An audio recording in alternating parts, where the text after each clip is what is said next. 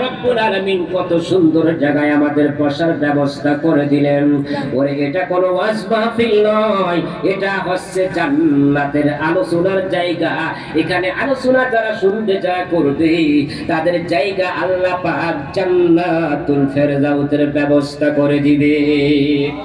এ নবীর উম্মতের দল, হাফেজে কুরআন কাজী আবু বকর তিনি বাড়িতে যেতে চান। সেই জায়গার লোক বলে কোরআনের পাখি আমরা পেয়েছি, কোরআনের খাদেম আমরা পেয়েছি, আপনাকে আমরা ছাড়তে রাজি নই। জীবনের বিনিময় যদি আপনাকে রাখতে হয়, টাকা পয়সা দিয়ে যা করে হোক আপনাকে রাখতে হয়, আপনাকে আমরা খতিব হিসাবে আপনাকে আমরা রেখে দিলাম, আপনাকে আমরা যেতে দিব না। তিনি বলেন ঠিক আছে, যখন কোরআনের জন্য আপনাদের খেদমতে যখন থাকতে আমাকে বলেছেন তাহলে আমি রাজি আছি, আমি থেকে গেলাম। ইমামতি তিনি করতেছেন, খতিবগিরি তিনি করছেন। কিছুদিন পর ইয়াং ছেলে আল্লাহর কোরআনের হাফেজ কাজী আবু বকর তিনি ইমামতি করতেছেন, খতিবগিরি তিনি করতেছেন। করতে করতে বেশ কিছুদিন যখন চলে গেল, আল্লাহ পাকের আশিক বান্দা যখন তিনি খেদমত করতেছেন মসজিদের, মানুষ তার কাছে আসে মাসলা মাসাইল শিখে, কোরআনের তেলাওয়াত শিখে। কিছুদিন পর তার মুসল্লিরা বললেন, হুজুর বিয়াদবি মাফ করবেন, যদি আপনাকে একটা কথা বলতে চাই। বলেন। বলে আপনি এক মানুষ, আল্লাহ পাকের খাস বান্দা, কোরআনের আপনি খাদেম, আপনাকে একটা বিবাহ আমরা দিতে চাই, যেহেতু আপনি অবিবাহিত। বলে ঠিক আছে, আপনারা যেটা ভালো মনে করেন সেটাই করেন। বলে আমাদের এখানে একটা আল্লাহ পাকের খাস ওলির একটা মেয়ে আছে, সুন্দরী, তিনিও কোরআনের হাফেজ আলেমা। যদি আপনি রাজি থাকেন তাহলে তার সঙ্গে আপনার বিবাহটা আমরা পড়ায় দিই। আল্লাহর গোলাম তিনি বলেন আপনারা যেটা ভালো মনে করেন সেটা করেন। মুসল্লিরা সিদ্ধান্ত নিলেন, বলে ঠিক আছে। আল্লাহ পাকের খাস বান্দির কাছে খবরটা তার কানে পৌঁছায় দিলেন মহিলাদের দিয়া। এ আল্লাহ পাকের খাস বান্দি আলেমা, ওরে আমাদের মসজিদে একটা নতুন খতিব আমরা পেয়েছি, আল্লাহ পাক তারে পাঠায় দিছে বুঝি, কোরআনের একজন হাফেজ আমরা পেয়েছি, কাজী আবু বকর। হে আল্লাহর বান্দি, আমরা চাই উনি একজন বড় আলেম এবং বড় দিনদার ফরেজগার মুত্তাকিম। তুমি যদি রাজি থাকো তাহলে তার সাথে তোমার বিবাহ আমরা পড়ায়া দিতে পারি। বলে আমিও খুঁজতেছি একটা দিনদার সন্তান, ভালো একটা মেয়ে, দিনদার মেয়ে, দিনদার একটা ছেলে আমি খুঁজতেছি, কারণ আমিও পর্দার মধ্যে থাকি, আমি আশা করি আমি একজন দিনদার মেয়ে। বলে তাহলে যদি তুমি রাজি থাকো তাহলে আমরা এই কাজটা করে দিতে পারি। কোরআনের হাফেজ কাজী আবু বকরের কে বললেন ঠিক আছে।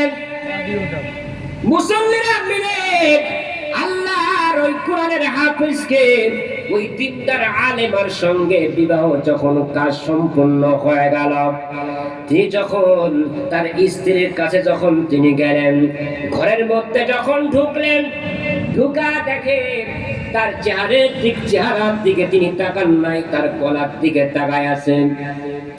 গলার দিকে বেশ সময় যখন তিনি তাকায় আছেন, বলছেন কি ব্যাপার, আপনি আমার চেহারার দিকে তাকান না, কিন্তু আপনি আমার গলার দিকে তাকায় আছেন, বিষয়টা কি? আল্লাহর বান্দা তিনি তার স্ত্রীর গলার দিকে চাই আছেন। কিছু সময় পর বলেন, এরে আল্লাহ পাকের বান্দি, আমার স্ত্রী, আমি তোমার চেহারার দিকে তাকাই না, আমি তোমার গলার মালার দিকে, চেনের দিকে আমি কেন তাকাই? এর বড় একটা লম্বা ইতিহাস মনে হচ্ছে আমার। বলে কি? বলে ওই স্বর্ণের চেনটা আমার বড় পরিচিত মনে হচ্ছে।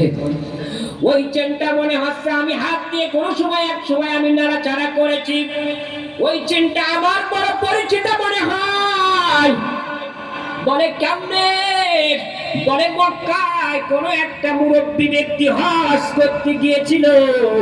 আমি যখন মক্কার শহরের মধ্যে চলাফেরা করতেছিলাম তখন বুঝি এই স্বর্ণের চেনটা আমার হাতে পেয়েছিলাম। আমি রাস্তায় যখন পেয়েছি এই স্বর্ণের চেনটা আমি হাতে উঠাইছি, এই স্বর্ণের চেনটা বুঝি কাটতে হারায় গেছে।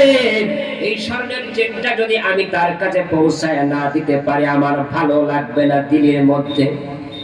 কিছুদিন পর বা কিছু সময় পর একটা মুরব্বি করে ভালো চেহারার মানুষ, তিনি মক্কার একটা উঁচু জায়গায় তিনি দাঁড়ায় এলান করে দিল, এ মক্কাবাসী, আবার একটা স্বর্ণের মালা, আবার একটা স্বর্ণের চেন আমার কাছ থেকে হারিয়ে গিয়েছে। তোমরা যদি কেউ পেয়ে থাকো তাহলে অবশ্যই এটা আমাকে ফেরত দাও। এটা তোমার জন্য বৈধ সম্পদ নয়। আমার কাছে একটা হাদিয়া আছে, সেটা তুমি নিয়ে যাও, তোমার জন্য বৈধ হবে। কিন্তু আমি 3 দিনের না খাওয়া অবস্থার পরেও আমি তার কাছ থেকে হাদিয়া গ্রহণ করি নাই, এবং তারা স্বর্ণের মালা 1 কোটি টাকা দামের। তোমার এই স্বর্ণটা মনে হয় আমি এই স্বর্ণটাই পেয়েছিলাম, কিন্তু আমি এটা আত্মসাৎ করি নাই, গোপন করি নাই। স্ত্রী লাভ করে তারা বলেন, বলে আপনার নামটা কি? বলে আমার নাম, সেই নাম, আমার নাম হচ্ছে হাফেজে কোরআন কাজী আবু বকর। জোরে কোন সুবহানাল্লাহ। এ নবীর উম্মতের দল, স্ত্রী নাম্বার তারা গেছে, স্বামী গলা পালা করে ধরে বলে, আমার বাবা ইন্তেকালের সময়, মুরব্বী যখন হয়ে গেল, ইন্তেকালের যখন সময় এসে গেল, আমার বাবা শুধু আবু বকর করতে করতে ইন্তেকাল করেছে। ইন্তেকালের সময় আমাকে বলেছে, এ আমার মেয়ে কলিজার টুকরা মা, আমার মনের মধ্যে একটা আশা ছিল, এই আশা করি মৃত্যুর সময় আমার পুরা হলো না। বলে কি আব্বা জান? বলে মক্কার মধ্যে একটা সন্তান আমি পেয়েছিলাম। আমার দিল বলেন সেটা পৃথিবীর কোনো সন্তান নয়, এটা হচ্ছে আল্লাহ পাকের একজন খাস বান্দা, দিনদার, ফরজগার, মুত্তাকিন, হাফেজ কোরআন। আমার সম্পদটা আমার এই গলার এই স্বর্ণের মালাটা, চেনটা যখন পেয়েছিল, সে সম্পদটারে গোপন করে নাই, লুকায়া ফেলে নাই, সম্পদটা আমাকে ফেরত দিয়েছে। আমি এলান করার সঙ্গে সঙ্গে আমার মনের মধ্যে একটা আশা ছিল, ওই সন্তানকে যদি পেতাম আর তোমার বিবাহটা যদি সন্তানের সাথে পড়ায় দিতে পারতাম, তাহলে আমি খোদার কবরের মধ্যেও ঘুমায়া শান্তি পেয়ে যেতাম। এরে আল্লাহ পাকের গোলামের দল, কোরআনের মাদ্রাসাকে ভালোবাসেন, কোরআনের ছাত্রদেরকে ভালোবাসেন। ওই মাদ্রাসার যখন কোন আলেম, কোন হাফেজ, কোন শিক্ষক, কোন ছাত্র যখন রাস্তার দিয়ে হাঁটে, আল্লাহ পাকের ফেরেশতারা তখন তার সম্মানের জন্য নূরের পর তার পায়ের নিচে বিছায়া দেন। জোরে কান সুবহানাল্লাহ। ওরে কোরআনের কোন হাফেজ, কোন আলেম, কোন ছাত্র যখন কোন কবরের পাশ দিয়ে যখন রওনা করে, আল্লাহ পাক রব্বুল আলামিন তার সম্মানের জন্য কবরের আযাব কমপক্ষে 40 দিন পর্যন্ত বন্ধ করে দেয়। জোরে কান্না আল্লাহু আকবার। এরে আল্লাহ পাকের গোলামের দল, কাজী আবু বকর কোরআনের হাফেজ, তার স্ত্রী যখন তাকে বলতেছে, স্বামী আমার বাবা ইন্তেকালের সময় শুধু বারবার কাজী আবু বকর করতে করতে ইন্তেকাল করেছে। ও স্বামী আমার, বুঝি তুমি সেই আমার স্বামী, আর কোনো চিন্তার কারণ নাই। আল্লাহ পাক রব্বুল আলামিন আমার বাবার দোয়া কবুল করে নিছে। জোরে কন্না সুবহানাল্লাহ। এরে আল্লাহ পাকের আশিক উম্মতের দল, স্ত্রী বলতে, স্বামী আমারও দিনের মধ্যে বড় আশা ছিল, আমি একটা কোরআনের কোন আলেম যদি পাইতাম, দিনদার ফরেজগার মুত্তাকিন, যেন আল্লাহ পাক এরকম স্বামী যেন আমার মিলায়া দেয়। আল্লাহ পাক সব মিলায় দিছে। এই যে গলার থেকে স্বর্ণের মালাটা খুলে দিলাম, এটা স্বামী আপনাকে আমি দিয়ে দিলাম, এটা হাদিয়া হিসাবে আপনাকে আমি দিয়ে দিলাম। এটা আপনি এখন যা ইচ্ছা তাই করতে পারেন, আবার আপনি আল্লাহর রাস্তায় সদকাও করে দিতে পারেন, এটা আমার কোনো দাবি নাই। আল্লাহ পাক যেন এই কোরআনের মাদ্রাসার সাথে আল্লাহ পাক রব্বুল আলামিন মৃত্যু পর্যন্ত যেন আমাদের এই কোরআনের মাদ্রাসার সাথে যেন জুড়ে মিলে থাকার তৌফিক দান করেন, বলেন না আমিন। মাদ্রাসার সঙ্গে আমরা থাকতে রাজি আছি না নাই? বলেন আছি না নাই? কোরআনের জন্য সমাধান সব জায়গায়। এই কোরআনের সাথে যদি আমরা থাকি, সমস্ত বিপদ আপদ বালা মুসিবত এবং পরকালেও আমরা সমস্ত বিপদ আপদ থেকে সমাধান আল্লাহ পাক করে দিবেন। দুনিয়াতে করবে, পরকালে করবে। সমাধান চাও যদি জীবনে মরণে, ফিরে যাও খুঁজে নাও চোখ রাখো কোরআনে। সমাধান চাও যদি জীবনে মরণে, খুঁজে নাও ফিরে যাও চোখ রাখো কোরআনে। তবেই পাবে সুখ শান্তির ঠিকানা, তবেই পাবে সুখ শান্তির ঠিকানা, যদি মেনে নাও তুমি মনে প্রাণে। সমাধান, কথা বলেন। সমাধান চাও যদি জীবনে মরণে, ফিরে যাও খুঁজে নাও চোখ রাখো কোরআনে। সমাধান চাও যদি জীবনে মরণে, খুঁজে নাও ফিরে যাও চোখ রাখো কোরআনে। তবেই পাবে সুখ শান্তির ঠিকানা, তবেই পাবে সুখ শান্তির ঠিকানা, যদি মেনে নাও তুমি মনে প্রাণে।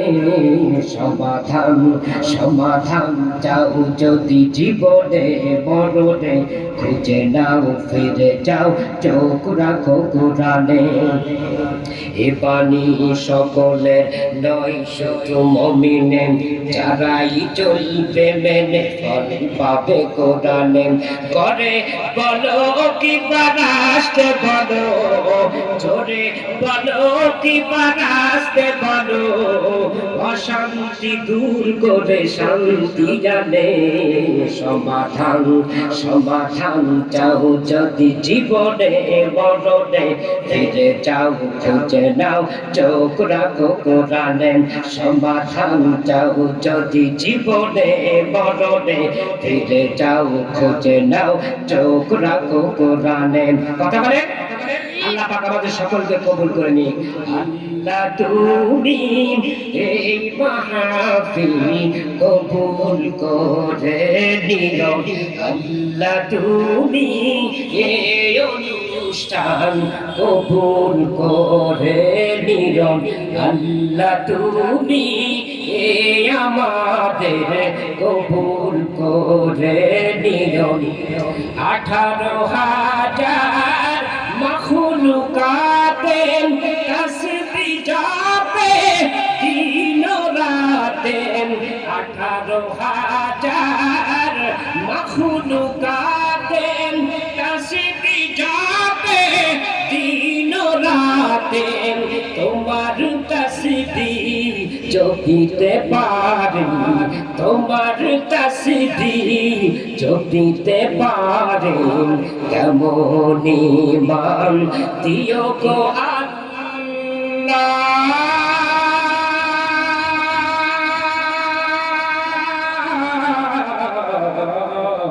কেমন ঈমান দিও আল্লাহ তুমি এই মাহফিল কবুল করে নিও। আমি বলে আল্লাহ তুমি এই আমাদের কবুল করে নিও। চাঁদ শুরু চার গ্রহ তারা, জিন ইনসান ফেরেশতারা, চাঁদ শুরু চার গ্রহ তারা, জিন ইনসান ফেরেশতারা, তোমার চব্বিশে তারা তোমার তসবিহ চব্বিশে তারা কবুল করে নিও গো আল্লাহ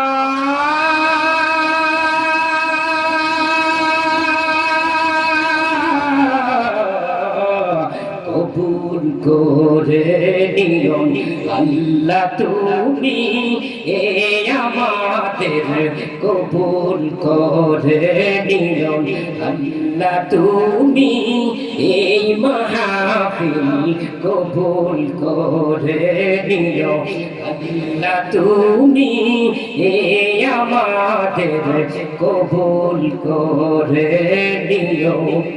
আল্লাহ পাক রব্বুল আলামিন আমাদের সকলকে দিনের জন্য কবুল করে নিক। বলেন আমিন। আমার জন্য দোয়া করবেন, আমিও আপনাদের জন্য দোয়া করি।